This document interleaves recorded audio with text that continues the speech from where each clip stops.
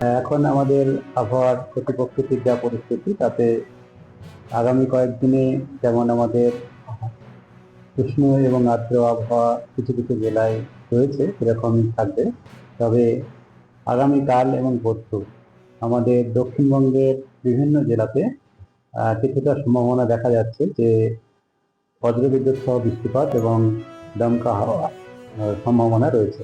বিশেষ করে আগামীকাল আমাদের কয়েকটা জেলাতে বজ্রবিদ্যুৎ সহ বৃষ্টিপাত এবং 50 থেকে 60 কিলোমিটার পর্যন্ত দমকা হওয়ার সম্ভাবনা রয়েছে। মূলত বাঁকুড়া, পূর্ব পশ্চিম বর্ধমান, বীরভূম, নদিয়া, উত্তর চব্বিশ পরগনা এই জেলাগুলোতে বেশি সম্ভাবনা, এবং বাকি জেলাগুলোতেও বজ্রবিদ্যুৎ সহ বৃষ্টিপাত এবং তার সঙ্গে দমকা হাওয়া 40-50 হতে পারে। আর তারপরের দিন 17 তারিখেও এই সম্ভাবনা থাকবে, তবে 17 তারিখে দমকা হওয়াটা কিছুটা কম হতে পারে, বিক্ষিপ্ত হবে, তাই সব জেলাতেই বৃষ্টিপাত কিছু কিছু জায়গায় হওয়ার সম্ভাবনা থাকছে।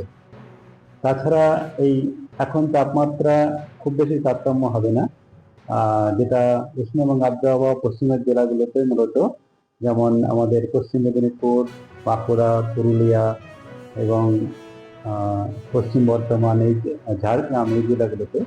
তবে তাপমাত্রা আগামীকাল এবং পরশু সামান্য একটু, আগামীকাল না পরশু দিন সামান্য একটু কমতে পারে। আগামীকাল দুপুর পর্যন্ত তাপমাত্রা থাকবে, তারপরে তো বজ্রবিদ্যুৎ সহ বৃষ্টিপাতের সম্ভাবনা থাকবে সন্ধ্যা বা দুপুরের পরে।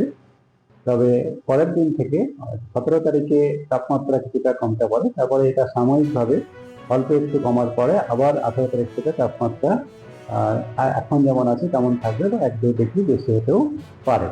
তার জন্য এই যে উষ্ণ এবং আর্দ্র আবহাওয়াটা আগামী 7 দিনই বজায় থাকবে কিছু কিছু জায়গায়, মূলত পশ্চিমের জেলাগুলোতে। তবে আগামীকাল 16 এবং 17 কিছুটা কম হওয়ার সম্ভাবনা, স্পেশালি 17 তারিখে কিছুটা কম হওয়ার সম্ভাবনা রয়েছে দক্ষিণবঙ্গে।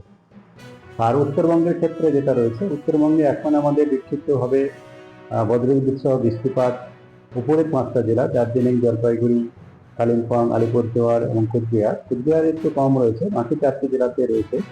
মূলত দার্জিলিং, কালিম্পং, আলিপুরদুয়ার, জলপাইগুড়ির উত্তরাংশে এটি এখন আগামী 7 দিনই কন্টিনিউ করবে। প্রতিদিনই কিছু না কিছু কিছু কিছু জায়গায় বজ্রবিদ্যুৎ সহ বৃষ্টিপাত হবে, এবং তাপমাত্রা উত্তরবঙ্গে তেমন কিছু বাড়েনি এবং তেমন বাড়ার সম্ভাবনা আপাতত আর নেই আগামী 7 দিন পর্যন্ত। তবে বজ্রবিদ্যুৎ সহ বৃষ্টিপাত এটা চলবে উত্তরবঙ্গে আগামী, বিশেষ করে উপরের 5টা জেলায়, এবং 16 এবং 17 এই 3 দিনে বাকি জেলাগুলোতেও, মানে মালদা, দক্ষিণ দিনাজপুর, উত্তর দিনাজপুর এই জেলাগুলোতেও হওয়ার সম্ভাবনা রয়েছে 16, 17, 18-এর মধ্যে।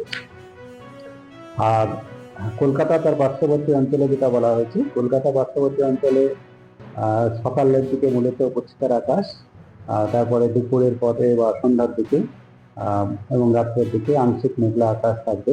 কলকাতাতেও আগামীকাল বজ্রবিদ্যুৎ সহ বৃষ্টিপাতের সম্ভাবনা কিছুটা রয়েছে। আগামীকাল বিকেলের পরে থেকে বা বিকেল থেকে 17 তারিখ সকালের মধ্যে হওয়ার সম্ভাবনা থাকছে। 17 তারিখে মূলত আংশিক মেঘলা আকাশ, কিছুটা হালকা বৃষ্টি হলেও হতে পারে। তবে এখন তাপমাত্রা কলকাতাতে আজকে সর্বোচ্চ তাপমাত্রা 36 এবং কালকেও 36, তারপরে এর দিন 17 তারিখে বা কালকে 35-36-এর মাঝামাঝি, তার 17 তারিখে একটু কম কম হতে পারে, 18 তারিখ থেকে আবার বাড়বে। তবে কলকাতাতে তাপমাত্রা আপাতত খুব বেশি হওয়ার সম্ভাবনা নেই, আগামী 4-5 দিনে 34 থেকে 36 বা 35-36-এর মধ্যে থাকার সম্ভাবনা থাকছে। এই হচ্ছে এখন আমাদের অবস্থা।